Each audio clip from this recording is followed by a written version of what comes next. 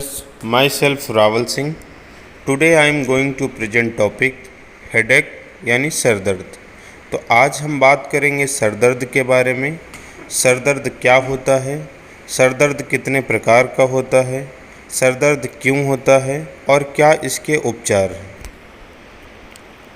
तो सबसे पहले आपको बता दें कि सर दर्द most commonly human physical complaint है। ये वर्ल्ड वाइड प्रॉब्लम है, सारे एज में, सारे रेसेस में। रेसेस यानी कोई भी कलर, यानी कोई भी गोरा है या काला है, कोई भी इनकम का लेवल हो एंड जियोग्राफिकल एरिया में देखने को मिलता है। Headache is a painful and disabling feature and are the most common disorder of the nervous system. Headache जिसमें नर्वस सिस्टम में हमारे यानी ब्रेन और स्पाइनल कॉर्ड इंक्लूड होते हैं। नर्वस सिस्टम की मोस्ट कॉमन प्रॉब्लम जो देखने को मिलती है वो हेडेक है। प्रेवलेंस यानी संभवता 90% population in the world experiences headache in any given year. मतलब हमारे वर्ल्ड की टोटल 90% जो पॉपुलेशन है वो हेडेक को एक्सपीरियंस करती है किसी भी साल में।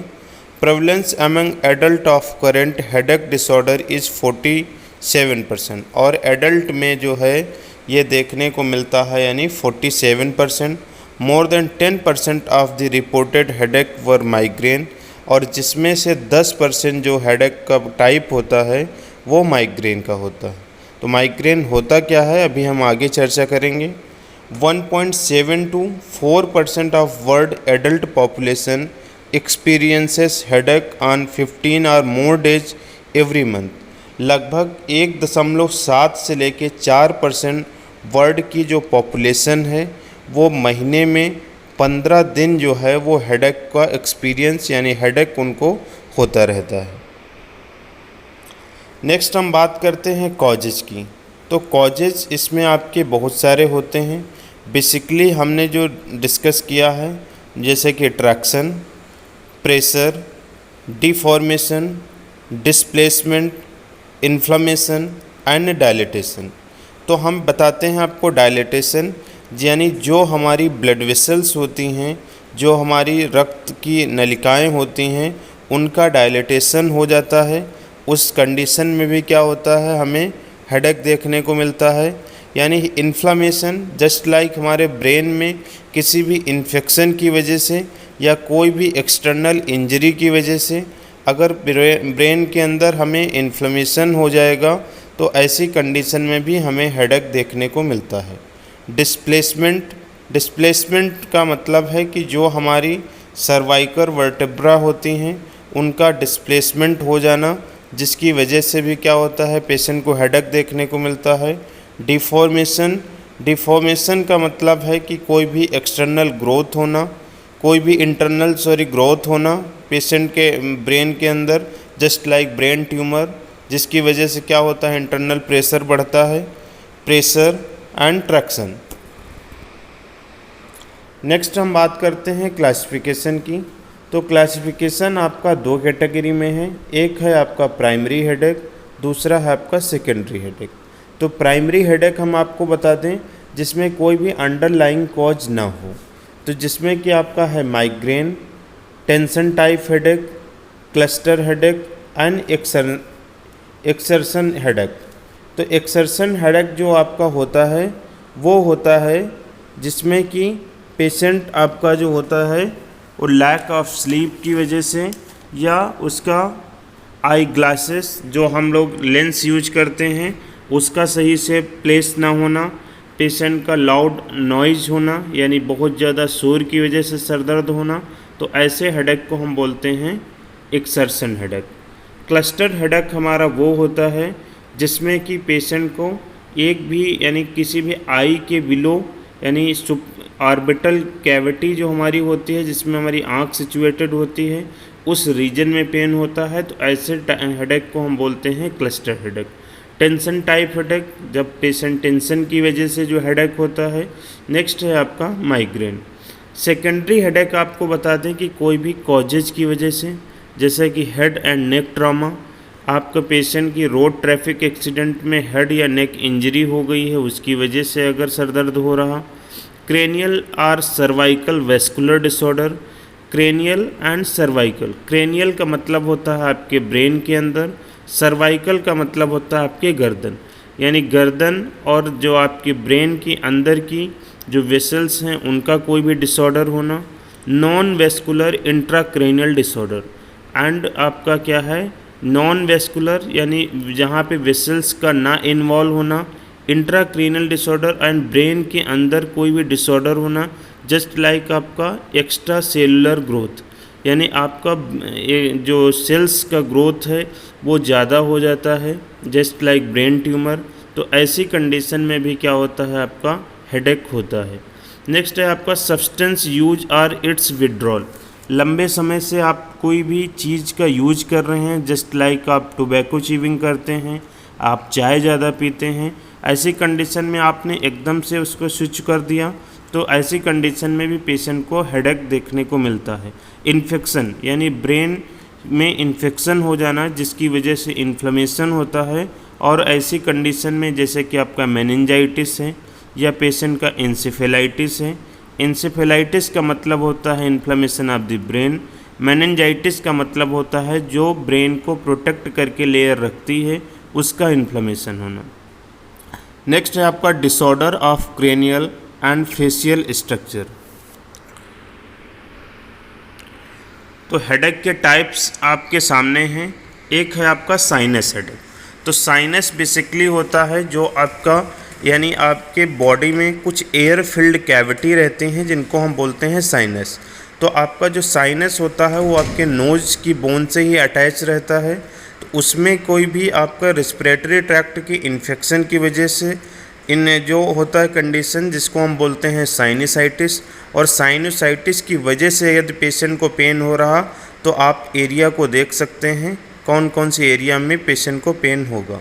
नेक्स्ट हमने अभी आपको बताया था कि क्लस्टर हेडेक में जो होगा पेन वो एक पेशेंट की आँख में होगा, यानी सुप्रा ऑर्बिटल या अराउंड ऑर्बिटल कैविटी में, यानी आँख के चारों ओर अगर पेन होगा तो ऐसे हेडेक को हम बोलते हैं क्लस्टर हेडेक। नेक्स्ट है आपका टेंशन हेडेक। तो टेंशन हेडेक में क्या होगा, pain is like a band squeezing the head. Next है आपका migraine, pain, nausea and visual changes are typical classical form. इसमें आपका क्या होगा, basically one side head involve होता है माइग्रेन में। पेशेंट को दर्द के साथ में नोजिया यानी उल्टी जैसा लगेगा।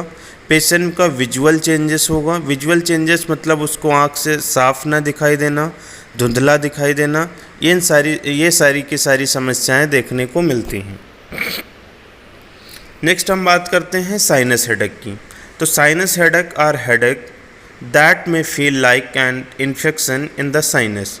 मतलब ये है कि साइनस हेडेक जैसा कि हमने आपको बताया कि यानी नोज से ही अटैच्ड रहता है। ये एयर फिल्ड कैविटी आपके बॉडी के अंदर रहती हैं जो कि आपका basically frontal sinus, maxillary sinus ये सब होते हैं। तो इनमें आपके रेस्पिरेटरी ट्रैक्ट से ही कोई भी इन्फेक्शन का वहाँ पे ट्रांसमिट हो जाना और इन्फेक्शन वहाँ रिटेन करके जो एक कंडीशन कॉज करता है जिसको हम बोलते हैं साइनसाइटिस। और साइनसाइटिस होने की वजह से पेशेंट को जो हेडेक होता है तो उसको हम बोलते हैं sinus headache. Pain, pressure and fullness in your cheek, brow और फोरहेड, फोरहेड यानी मत्था, evidence of discharge from the nose. ऐसी कंडीशन में पेशेंट को नजल डिस्चार्ज होता है, हो सकता है वाटरी डिस्चार्ज हो। Worsening pain if you bend forward और लाई डाउन। और ऐसा बेसिकली जब पेन ज़्यादा तब होता है जब पेशेंट आगे की तरफ झुक के खड़ा होता है। स्टफी नोज एंड फटीग, नाक बंद सा लगेगा पेशेंट को एंड थकान लगेगा। ऐसे पेन को मैनेज करने के लिए यानी साइनस हेडेक को मैनेज करने के लिए हम पेशेंट को एंटीहिस्टामिन देते हैं, डीकंजेस्टेंट देते हैं। एंटीहिस्टामिन को हम सिंपली ये समझ सकते हैं यानी एंटी एलर्जिक मेडिसिन। डीकंजेस्टेंट ऐसी दवाइयाँ होती हैं जो पेशेंट की यानी नोज ब्लॉक है तो नोज ब्लॉक को जो ओपन कराने में हेल्प करती हैं, ऐसी दवाइयों को हम बोलते हैं डीकंजेस्टेंट। पेन किलर में हम उनको आइब्रोफेन दे सकते हैं या एसिक्लोफिनेक दे सकते हैं। कार्टिकोस्टेरॉइड यानी नजल स्प्रे, कॉर्टिकोस्टेरॉइड नज़ल स्प्रे हम अगर यूज करते हैं तो हमारी जो नज़ल म्यूकोजा है, नज़ल म्यूकोजा का जो इन्फ्लेम्ड लेयर है यानी जो स्वेलिंग है वो स्वेलिंग क्या होती है, सबसाइड होती है। तो ऐसी कंडीशन में हम यूज करते हैं कॉर्टिकोस्टेरॉइड नज़ल स्प्रे। नेक्स्ट हम बात करते हैं क्लस्टर हेडेक की। तो क्लस्टर हेडेक जैसा कि हमने आपको बताया था कि आपकी आँख के चारों ओर होता है, also known as suicide headache. इसमें बहुत सीवियरिटी ऑफ पेन होता है। Condition of severe unilateral temporal और ऑर्बिटल रीजन में, मतलब ये है या तो ये आँख के चारों ओर होगा या तो पेशेंट के कान के एरिया में अगर दर्द हो रहा तो ऐसे पेन को हम बोलते हैं यानी टेम्पोरल या orbital pain. Headache last 15 minute to 3 hours, लगभग 15 मिनट से लेके 3 घंटे में ये सर दर्द अगर हम कोई भी मेडिसिन ना भी लें तब भी ये क्या हो जाता है, ख़त्म हो जाता है। सिम्टम इंक्लूड, इसके साथ साथ में और क्या सिम्टम देखने को मिलेंगे, वाटरी आइज़ यानी आँखों से डिस्चार्ज होना टीयर्स का, ड्रूपी आईलिड, हमारी जो आईलिड हैं पलके यानी उनका झुकी हुआ होना, नजल कंजेशन नाक बंद सा लगना, localize swelling, associate with SPG यानी sphenopalatine ganglion bundle after 0.2% of united state population. Management है आपका, एक्यूट कंडीशन है तो हम सुमाट्रिप्टिन हाई फ्लो ऑक्सीजन देते हैं, क्योंकि आप क्लस्टर हेडेक में देख रहे हैं कि पेशेंट की नज़ल ब्लॉक है।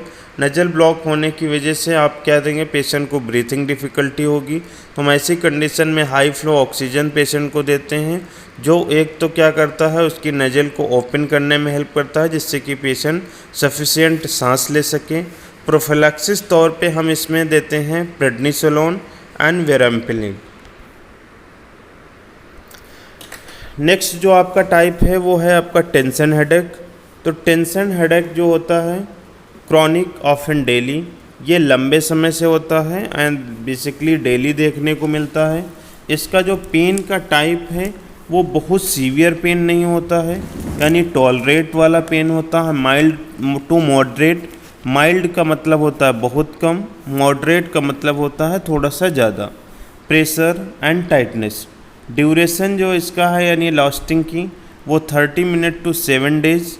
लोकेशन इसका यानी जैसा कि हमने आपको बताया था कि क्लस्टर हेडेक में आपका क्या देखने को मिल रहा था कि आपका टेम्पोरल या ऑर्बिटल रीजन यानी आँख के चारों ओर या कान के पास को इन्वॉल्व कर रहा था, लेकिन टेंशन हेडेक में क्या होगा आपका both side and whole head and neck को इन्वॉल्व करता।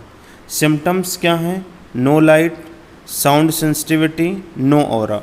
ऑरा का मतलब होता है कि यानी दर्द के साथ में अगर कोई भी सेंसरी डिस्टरबेंस होना तो इसको हम बोलते हैं ऑरा। ठीक है, तो ऑरा के बारे में भी हम आपको आगे बताएंगे। Management, this can usually be managed with NSAID। ये बेसिकली क्या होता है कि ऐसा जो टेंशन हेडेक में हम पेशेंट को non steroidal anti inflammatory drugs देते हैं, जैसे कि एसिक्लोफिनेक, कीटोरोफिन, ऐसी दवाइयाँ, नेप्रोक्सिन, एसिटामिनोफेन देते हैं, एस्पिरिन देते हैं, जो कि आपका NSAID यानी non steroidal anti inflammatory drugs में ही आता है। Amitriptyline is a medication proven to help chronic tension headache.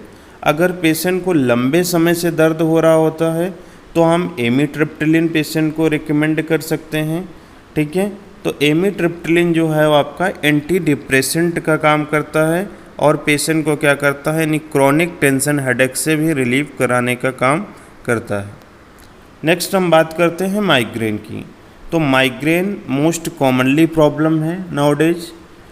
Common recurring disabling primary headache, ये इसमें यानी कोई अंडरलाइंग कॉज नहीं है तब भी ये दर्द होता है, इसीलिए हम इसको प्राइमरी हेडेक बोल रहे हैं। अगर हम कोई भी इन्वेस्टिगेशंस कराते हैं तो बेसिकली नॉर्मल देखने को मिलते हैं। Has 2 major clinical presentation with aura without aura.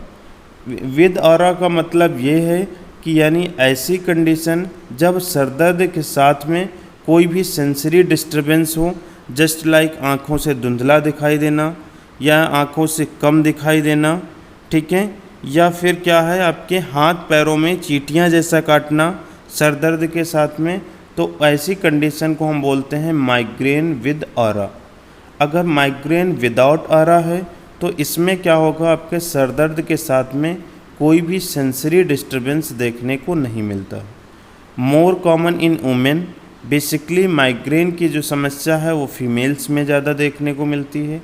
Lost for 72 hours, और ये जो है समस्या यानी माइग्रेन की वो 4 से लेके 72 घंटे में सबसाइड हो जाती है।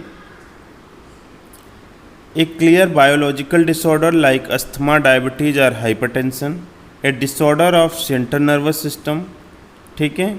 बेसिकली क्या है, जैसे पेशेंट को अस्थमा है, डायबिटीज़ है, हाइपरटेंशन है, तो उनमें ये ज़्यादा देखने को मिलता है। A disorder of the central nervous system, अगर सेंट्रल नर्वस सिस्टम में कोई भी डिसऑर्डर है तो उनमें भी देखने को ज़्यादा मिलता है। हाइपर